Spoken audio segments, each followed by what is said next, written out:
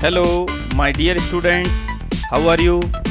I hope that you are enjoying your holidays due to Corona, and I expect that you are also doing your studies very well. Today, class 12th board CBSE subject Indian Economic Development, in which we will study the topic Indian Economy on the eve of independence part 3, मतलब कि आज़ादी के समय हमारे भारत की अर्थव्यवस्था कैसी थी, उसके 2 पार्ट हम पढ़ चुके हैं। तीसरा पार्ट आज हम पढ़ेंगे और तीसरे पार्ट में हम स्टडी करेंगे। There are 3 points: occupational structure, infrastructure and positive contribution made by British. So let's start today's topic, Indian economy on the eve of independence part 3. So first we will discuss about the occupational structure. आज़ादी के समय में हमारे देश में occupational structure कैसा था की स्टडी हम यहाँ करेंगे। और occupational structure का मतलब होता है कि एग्रीकल्चर सेक्टर, मैन्युफैक्चरिंग सेक्टर और सर्विस सेक्टर कितने % लोगों को जॉब दे रहा था, मतलब कि कितने % लोग एग्रीकल्चर सेक्टर में एंगेज थे, कितने मैन्युफैक्चरिंग में और कितने सर्विस सेक्टर में। The largest share of work force was in agriculture sector which usually remained at a high of 70 to 75%। Agriculture sector में 70 से 70% लोग वर्क करते थे, while the manufacturing and the service sector accounted for only 10 and 15 to 20% respectively। Manufacturing sector में लगभग 10% लोग काम करते थे और सर्विस सेक्टर में 15 से 20% लोग काम करते थे। जैसा कि आपने अभी लेटेस्ट डेटा देखा होगा तो ये रेशियो चेंज हो गया है। एग्रीकल्चर सेक्टर में वर्क फोर्स धीरे धीरे कम हो रही है। अभी प्रेजेंट टाइम में 42% एग्रीकल्चर सेक्टर में वर्क करते हैं और मैन्युफैक्चरिंग सेक्टर में भी अभी अपना उसका परसेंटेज बढ़ा है और सर्विस सेक्टर में भी उसका परसेंटेज बढ़ा है। Now we will discuss about the infrastructure at the time of British rule. Infrastructure मतलब कि आधारभूत संरचना अपने देश में कैसी थी। इंफ्रास्ट्रक्चर में जनरली हम काउंट करते हैं ट्रांसपोर्टेशन कैसा है, कम्युनिकेशन फैसिलिटी कैसी है, हॉस्पिटल, एजुकेशन, ये सब चीज़ें इंफ्रास्ट्रक्चर में ऐड की जाती है। तो उस समय इंफ्रास्ट्रक्चर कैसी थी उसके बारे में हम डिस्कस करेंगे। Under the colonial regime, basic infrastructure such as railway, ports, water transport, posts and telegraphs did develop. तो ब्रिटिश रूल में रेलवे डेवलप हुआ, पोर्ट्स भी डेवलप किए गए, वाटर ट्रांसपोर्ट भी डेवलप किया गया और पोस्टल सर्विसेज और टेलीग्राफ सर्विसेज डेवलप की गई। However the real motive behind this development was not to provide basic amenities to the public but to subserve various colonial interest. तो इंफ्रास्ट्रक्चर डेवलपमेंट करने के पीछे उनका ये टारगेट नहीं था कि लोगों को बेसिक अमेनिटीज़ मिले। बेसिक अमेनिटीज़ मतलब आधारभूत सुविधाएं जिसकी लोगों को ज़रूरत होती है, ये टारगेट ब्रिटिश लोगों का नहीं था।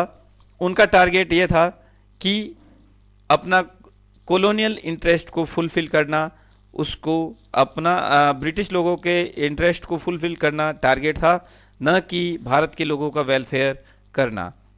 लेकिन भले ही उनका टारगेट अपना खुद का वेलफेयर करना हो, लेकिन उन्होंने हमारे देश में इंफ्रास्ट्रक्चर डेवलप की। इंफ्रास्ट्रक्चर को शो करने के लिए डायग्राम है। First railway bridge linking Bombay with Thane and that was build in 1854। Indian railway की शुरुआत 1850 से हुई और ये भी एक ब्रिज का निर्माण किया गया, तो ये भी एक इंफ्रास्ट्रक्चर का पार्ट है।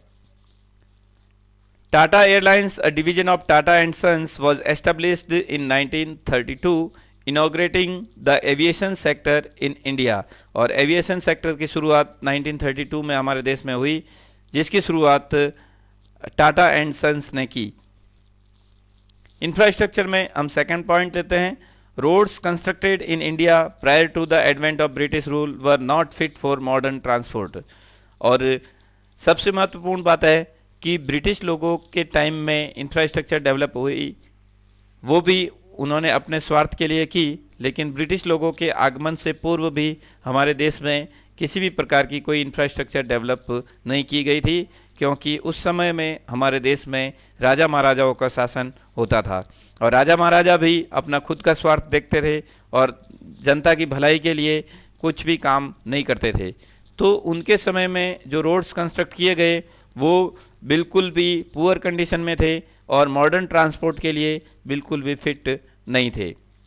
Third point is that the roads that were built primarily served the purpose of mobilizing the army within India and drawing out raw material from the countryside to the nearest railway station or the port to send these to far away England।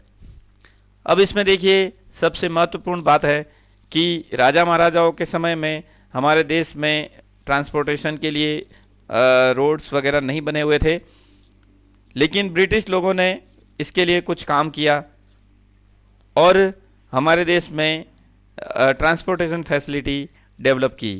लेकिन इसके पीछे जो उनका purpose था वो था mobilising the army को mobilise करना, मतलब आर्मी को एक जगह से दूसरे जगह तक आसानी से पहुंचाया जा सके।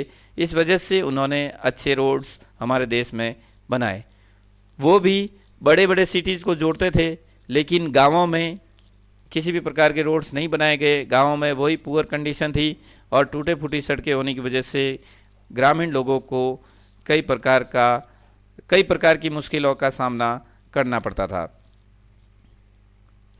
तो अगर जब भी कहीं अंग्रेज़ों के विरुद्ध आवाज़ उठती थी तो ब्रिटिश लोग आर्मी को वहाँ तुरंत भेजते थे ताकि यहाँ के लोगों को दबाया जा सके, यहाँ की लोगों की आवाज़ को दबाया जा सके और यहाँ के लोगों के अंदर जो ब्रिटिश एम्पायर के प्रति जो गुस्सा था, क्रोध था, वो रैलियों के माध्यम से, हड़ताल के माध्यम से या फिर और भी कई प्रकार के तरीके थे जिससे वो अंग्रेज़ों के विरुद्ध आवाज़ उठाते थे। और जब भी हमारे देश के लोग अंग्रेज़ों के विरुद्ध संगठित होते थे तो उनके आंदोलन को कुचलने के लिए ब्रिटिश आर्मी का उपयोग किया जाता था। और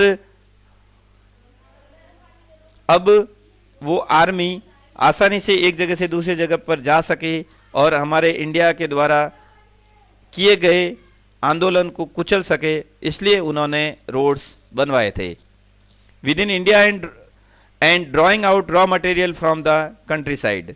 दूसरा जो इम्पोर्टेंट पॉइंट था ड्राइंग आउट रॉ मटेरियल, कि देश के विभिन्न क्षेत्रों में जो रॉ मटेरियल होता था कॉटन के रूप में, सिल्क के रूप में, तो वो रॉ मटेरियल यहाँ से आसानी से ले जाया जा सके, आसानी से ब्रिटेन पहुँचाया जा सके, इसलिए इन्होंने रोड बनवाए थे ताकि अगर कहीं कॉटन का प्रोडक्शन होता है तो वो आसानी से कलेक्ट कर सके और ब्रिटेन भेज करके वहाँ से वो अपना फिनिश्ड गुड्स बनाएंगे, मतलब कॉटन टेक्सटाइल बनाएंगे और कॉटन टेक्सटाइल को फिर हमारे इंडिया में वापस बेचेंगे। तो रॉ मटेरियल खरीदते वक्त भी वो प्रॉफिट कमाते थे और अपने फिनिश्ड गुड्स को वापस यहाँ इंडिया में बेचते वक्त भी वो बहुत सारा प्रॉफिट कमाते थे। तो प्रॉफिट मोटिव उनका था, न कि वेलफेयर मोटिव। तो इस टाइप से ये प्रोसेस उनका था, लेकिन मेनली उनके प्रॉफिट अर्न करने के पीछे उन्होंने हमारे देश में रोड्स डेवलप किए और रेलवे को डेवलप किया, पोर्ट्स डेवलप किए और कहीं वाटर ट्रांसपोर्ट भी डेवलप किया। हालांकि वाटर ट्रांसपोर्ट ज़्यादा सक्सेसफुल नहीं रहा, लेकिन रेलवे और रोड्स जो उन्होंने बनाए वो ज़्यादा सक्सेसफुल रहे। Fourth important point is that the British introduced the railway in India in 1850 and it is considered as one of their most important contribution। British लोगों ने रेलवे इंट्रोड्यूस कब किया? बहुत इंपॉर्टेंट क्वेश्चन है। 1850 में, और उनके द्वारा दिया गया एक बहुत बड़ा कंट्रीब्यूशन था। अब रेलवे इंट्रोड्यूस करने से दो इफेक्ट पड़े, तो दोनों इफेक्ट क्या है उसको समझना है। It enabled people to undertake long distance travelled and thereby break geographical and cultural barriers. जब उन्होंने रेलवे इंट्रोड्यूस की तो लोग लॉन्ग डिस्टेंस तक जर्नी करने लगे, ट्रेवलिंग करने लगे और एक दूसरे से के संपर्क में आए, जिससे जोग्राफिकल और कल्चरल बैरियर टूटने लगे। जोग्राफिकल बैरियर मतलब कि एक स्थान से व्यक्ति बहुत दूर स्थान तक जाने लगा, एक पर्टिकुलर जोग्राफिकल एरिया में वो लिमिटेड नहीं रहा, अब वाइड एरिया में वो आने जाने लगा। और कल्चरल बैरियर, जैसे एक पर्टिकुलर प्लेस की कल्चर अलग होती है, एक दूसरे प्लेस की कल्चर अलग होती है, तो इस टाइप से जो कल्चरल बैरियर्स थे वो टूट गए और लोग आसानी से एक जगह से दूसरी जगह पर जाने लगे। Second important point is that कि रेलवे इंट्रोड्यूस करने के बाद में क्या हुआ? It fostered commercialisation of Indian agriculture. Railway introduce करने के बाद में कॉमर्शियलाइजेशन ऑफ एग्रीकल्चर और ज़्यादा होने लगा, जिसके बारे में हम अपनी प्रीवियस क्लास में पढ़ चुके हैं। कॉमर्शियलाइजेशन का मतलब कि कैश क्रॉप्स का ज़्यादा प्रोडक्शन करना और फूड क्रॉप्स का कम प्रोडक्शन करना। कैश क्रॉप्स के माध्यम से ज़्यादा से ज़्यादा अर्निंग करना, और कैश क्रॉप का मेन टारगेट ये होता है कि उससे इंडस्ट्री के लिए रॉ मटेरियल प्रोवाइड करना। तो कॉमर्शियलाइजेशन के लिए ब्रिटिश रूलर्स ने हमारे देश में जूट, टी, कॉफ़ी, इन सब चीज़ों का प्रोडक्शन शुरू किया और ज़्यादा से ज़्यादा प्रोडक्शन करके ये रॉ मटेरियल ब्रिटेन में भेजा जाने लगा। तो इस टाइप की कैश क्रॉप्स की वजह से किसानों को ज़्यादा प्रॉफिट का लालच दिया गया और इस टाइप से कैश क्रॉप्स का प्रोडक्शन हमारे देश में बढ़ने लगा। रेलवे ने इसको और ज़्यादा मजबूत किया, क्योंकि ये जो cash crops cotton, jute, coffee, T produce होती थी वो आसानी से एक जगह से दूसरी जगह तक पहुंचाई जाती थी, यहाँ तक कि ब्रिटेन में भी ये आसानी से पहुंचाई जा सकती थी। तो रेलवे और रोड्स के डेवलपमेंट की वजह से ये सब संभव हो सका, which adversely affected the comparative self sufficiency of village economy. अब विलेज इकोनॉमी की सेल्फ सफिशिएंसी थी, मतलब विलेज में ही जो एग्रीकल्चर का प्रोडक्शन होता था उसका विलेजर्स इस्तेमाल करते थे। बेसिकली फूड क्रॉप्स इस्तेमाल की जाती थी, फूड क्रॉप्स प्रोड्यूस की जाती थी, वीट, राइस। तो ये सब इसमें सेल्फ सफिशिएंट होता था गांव, क्योंकि गांव किसी दूसरे के ऊपर निर्भर नहीं रहता था। एक पर्टिकुलर गांव में जो प्रोडक्शन होता था वहाँ के लोगों के लिए वो सफिशिएंट हो जाता था। इसके अलावा जो रॉ मटेरियल उसी गांव में यूज़ होता था और वीवर्स होते थे, उस हाथ से कपड़ा बुनते थे, तो उससे उन लोगों का रोज़गार भी चलता था। लेकिन ब्रिटिश लोगों ने सेल्फ सफिशिएंसी को ख़त्म कर दिया और रेलवे इंट्रोड्यूस होने से जितना प्रोडक्शन होता था, बेसिकली जो कैश क्रॉप्स का प्रोडक्शन होता था वो विदेशों में पहुंचाया जा सकता था। इसकी वजह से फूड क्रॉप्स की कमी विलेजेज में होने लगी और वीवर्स भी बेरोजगार हो गए। तो ये बहुत ही एक नेगेटिव इम्पैक्ट था रेलवे का। Next important point of infrastructure, that is point number 5. Some efforts were made by the colonial regime to improve infrastructure facilities, but these efforts were spiced with selfish motive through, in the long run, the independent Indian government built on this base the country's future economic and social development plan. अब इसमें सबसे important बात समझने की ये है कि British लोगों का जो टारगेट था, वो मोटिव था, वो सेल्फिश मोटिव था और सेल्फिश मोटिव से उन्होंने इंफ्रास्ट्रक्चर डेवलप की और अपना ज़्यादा से ज़्यादा प्रॉफिट कमाने के लिए इंफ्रास्ट्रक्चर डेवलप की। लेकिन जो इंफ्रास्ट्रक्चर उन्होंने डेवलप की, हमारा देश जब आज़ाद हुआ तो उसी बेस पे हमने अपने इंफ्रास्ट्रक्चर को और मजबूत किया। जो ब्रिटिश लोगों ने रोड्स बनाए थे उसी रोड्स को हमने और अच्छा मजबूत बना दिया ताकि हमारे सोसाइटी का वेलफेयर हो सके। आज़ादी के बाद में जो हमने इंफ्रास्ट्रक्चर डेवलप की उसका मेन टारगेट था सोसाइटी का वेलफेयर करना। तो ब्रिटिश लोगों की इंफ्रास्ट्रक्चर के ऊपर हम और अच्छा वेलफेयर कर सकते थे। तो ये एक हमारे लिए पॉजिटिव पॉइंट रहा। ब्रिटिश लोगों ने रेलवे डेवलप की, भले ही उस समय उनका व्यक्तिगत स्वार्थ था, लेकिन आज़ादी के बाद में हमें एक डेवलप्ड रेलवे सिस्टम मिला और हम उससे और अच्छा करने के लिए हमने रेलवे को और मजबूत किया और रेलवे को और डेवलप किया। और आज़ादी के बाद में जो हमारा मोटिव था कि इकोनॉमिक और सोशल डेवलपमेंट करना, तो फिर आज़ादी के बाद में हमने इंफ्रास्ट्रक्चर को डेवलप करके सोसाइटी का वेलफेयर प्लान शुरू किया। नेक्स्ट इम्पोर्टेंट पॉइंट जिसके बारे में जनरली क्वेश्चन पूछे जाते हैं, बहुत इंपॉर्टेंट क्वेश्चन है, जनरली इसके बारे में क्वेश्चन पूछा जाएगा। पॉजिटिव कंट्रीब्यूशन बाय ब्रिटिश लोगों ने हमारे देश में क्या पॉजिटिव कंट्रीब्यूशन दिया, क्या उनका पॉजिटिव रोल था, जिसके बारे में हमने इंफ्रास्ट्रक्चर में बहुत सारी चीज़ें पढ़ चुके हैं, रेलवे, ट्रांसपोर्ट। तो पॉजिटिव कंट्रीब्यूशन के रूप में सभी पॉइंट्स को एक बार हम और डिस्कस करते हैं। First point is that better means of transport, development of roads and railways provided cheap and rapid transport system and opened up new opportunities of economic and social growth। अब अच्छी railway और transport develop होने की वजह से हमारी social और economic growth अच्छी होने लगी और हमारे डेवलपमेंट के लिए एक बेस तैयार हो गया।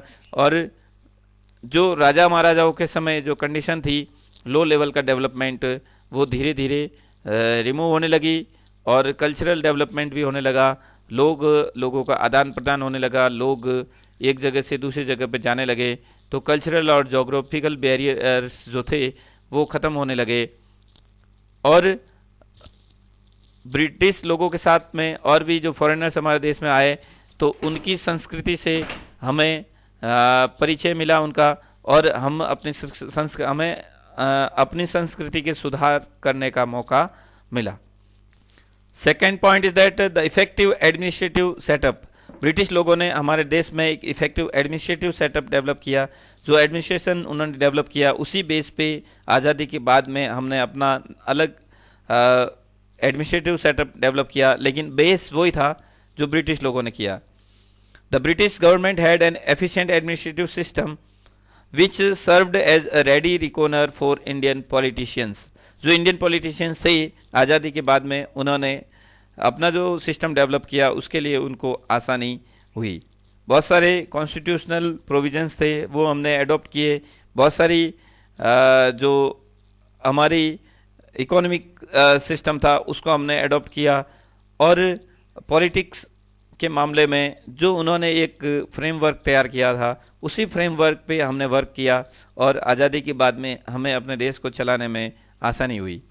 Unification of the country, third important point is that the British government made the country united by enforcing same law in the country में सेम लॉ एनफोर्स करके उन्होंने अपने देश को यूनाइटेड बना दिया। इससे पहले हमारा देश अलग अलग रियासतों में बटा हुआ था और जहाँ पे छोटे मोटे राजाओं का राज होता था, तो एक हमारा देश पूरा देश अलग अलग टुकड़ों में बटा हुआ था। लेकिन ब्रिटिश लोगों ने पूरे देश में एक जैसी कानून व्यवस्था लागू की तो हमारा देश यूनाइटेड हो गया, और ब्रिटिश लोगों के खिलाफ सभी लोगों ने एक साथ मिलकर के आवाज़ उठाई, अपने जाति धर्म से ऊपर उठ करके और अपने रीजन से ऊपर उठ करके, अपना क्षेत्र कौन सा है उससे ऊपर उठ करके एक होकर के अंग्रेज़ों के विरुद्ध आवाज़ उठाई, तो हमारा देश एक हो गया। नहीं तो एक पूरा भारत है वो अलग अलग टुकड़ों में बटा हुआ था। अगर हमारे देश में ब्रिटिश लोग नहीं आते तो हमारा देश यूनाइटेड नहीं होता, क्योंकि छोटे छोटे राजा महाराजाओं का राज्य था, और अगर डेमोक्रेसी भी आती तो अलग अलग टुकड़े हो जाते देश के, और अलग अलग क्षेत्र में अलग अलग टाइम में डेमोक्रेसी आती। तो इस टाइप से ब्रिटिश लोगों ने जो अपने देश को यूनाइटेड किया, ये हमारे लिए एक पॉजिटिव कंट्रीब्यूशन।